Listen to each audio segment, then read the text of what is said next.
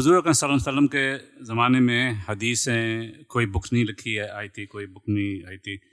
پہلی مرتبہ جو ان کا لکھا گیا، ان کے آخری خطبے میں لکھا گیا جو بھی انہوں نے کہا، اس وقت اختلاف نہیں تھے مسلمانوں میں. تو اب جو حدیث آئے ہیں بخاری اور شفعی، اس کے بعد میں اختلافات ہوئے ہیں مسلمانوں میں، تو آپ کا کیا اس میں کامنٹ ہے کہ واقعی میں ان کی وجہ سے کچھ اختلاف آئے ہیں؟ اور سیکنڈ کویشچن یہ ہے کہ اگر کوئی ایسا آرگنائزیشنز ہوں جیسے آپ جیسی آرگنائزیشن یا اور بڑی آرگنائزیشن کے سارے جو حدیث کے جو بکس ہیں اور جو بھی آتھرز ان کو ایک ساتھ ملائے جائے تاکہ ایک یونیفائڈ ہو، تاکہ ہماری امت بھی یونیفائڈ ہو جائے حدیثوں کے بارے میں. واضح سوال. جی، پہلی گزارش تو یہ ہے کہ حدیث زمانہ رسالت کی تاریخ ہے، یعنی رسول اللہ کی تاریخ کا نام حدیث ہے. تو اس لیے تاریخ تو بعد ہی میں ہمیشہ ترتیب پاتی. بڑی سے بڑی شخصیات، بڑے سے بڑے واقعات کی تاریخ ہمیشہ بعد ہی میں کتابوں کی صورت اختیار کرتی ہے. قائد اعظم کی تاریخ، علامہ اقبال کی تاریخ، ہندوستان کی تاریخ، تقسیم کی تاریخ جب واقعہ ہو جاتا ہے تو اس کے بعد مورخین پیدا ہوتے ہیں، وہ اس کو جمع کرتے ہیں، لوگوں سے ملتے ہیں، جو ان کو براہ راست اطلاعات ملتی ہیں ان کو جمع کرتے ہیں. تو اس میں ہمارے ہاں بھی وقت لگا اور لوگوں نے وہ تاریخ، بہت ہی مستند تاریخ ہے، اس کو آپ پڑھیں اور یہ دیکھیں کہ وہ ایک سائنس کس طرح مسلمانوں نے بنائی اور اپنے پیغمبر کے بارے میں تاریخی معلومات کو کن مراحل سے گزارا، کیسے اس کی چھان پھٹک کی، تو آپ حیران رہ جاتے ہیں. دنیا کی کوئی قوم اس علم کے مقابلے کا علم نہیں پیش کر سکتی، لیکن وہ تاریخ ہے. اس کی کوئی ذمہ داری اللہ کے پیغمبر پر عائد نہیں ہوتی، کوئی ذمہ داری اللہ تعالیٰ پر عائد نہیں ہوتی. دیکھنے والے لوگ بیان کر رہے ہیں. اب میں یہاں حاضر ہوا ہوں آپ کی خدمت میں، تو آپ کو روکا جا سکتا ہے کہ آپ باہر جا کر کسی بات کو نقل نہیں کریں گے، آپ اپنا کوئی تاثر بیان نہیں کریں گے.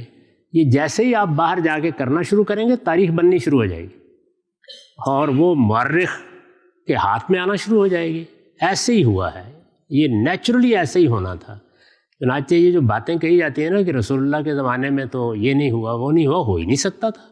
جو ہمارا دین ہے وہ قرآن اور سنت میں ہے، دونوں مسلمانوں کے اجماع اور تواتر سے منتقل ہوئے ہیں، دونوں میں ادنیٰ درجے کا کوئی اختلاف نہیں ہے. حدیث زمانہ رسالت کی تاریخ ہے.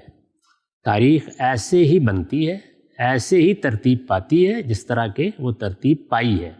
اور پھر اس کے بعد وہ 6 کتابیں وجود میں آئی ہیں 3ری صدی میں جا کر، جو اس وقت ہمارے یہاں سیاہ ستہ کہلاتی ہیں. اتنا وقت لگنا تھا اس میں، اس کی تنقیح کرنے میں، اس کی تحقیق کرنے میں لوگوں نے اپنی عمریں کھپا دی ہیں. تو میرے نزدیک اس کی پہلی یہ اہمیت سمجھ لیجیے، آپ کا دین وہ ان میں سے کسی چیز کا محتاج نہیں، وہ قرآن اور سنت میں ہے سارا کا سارا. یہ حدیث، اس کی روایت، یہ رسالت آپ صلی اللہ علیہ وسلم کے زمانے کی تصویر لاتی ہے.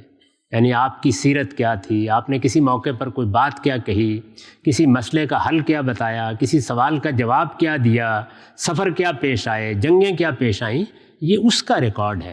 تو اس کو اسی زاویے سے پڑھنا چاہیے. یہ تو پہلی چیز ہے.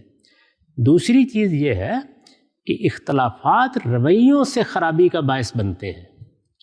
یعنی ہمیں اصل میں جس چیز کی اصلاح کرنی چاہیے وہ ہمارے رویے ہیں، ورنہ اختلافات کہاں نہیں ہوتے، ہر علم میں ہوتے ہیں.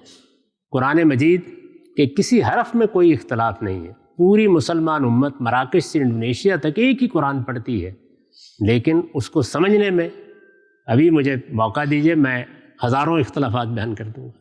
تو انسان ہے، انسانوں کے اختلافات سے نہیں گھبرانا چاہیے.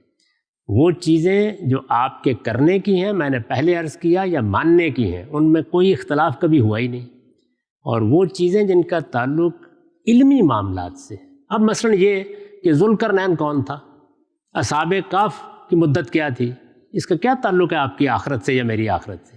یہ علمی موضوعات ہیں، ان میں اختلافات بھی ہوتے ہیں، ان پر بحث بھی ہوتے ہیں. تو اس کو انجوائے کرنا چاہیے، اس سے گھبرانا نہیں چاہیے. یہ جو کہا جاتا ہے کہ سارے لوگ مل کے وحدت پیدا کر لیں، اس کی کیوں ضرورت ہے؟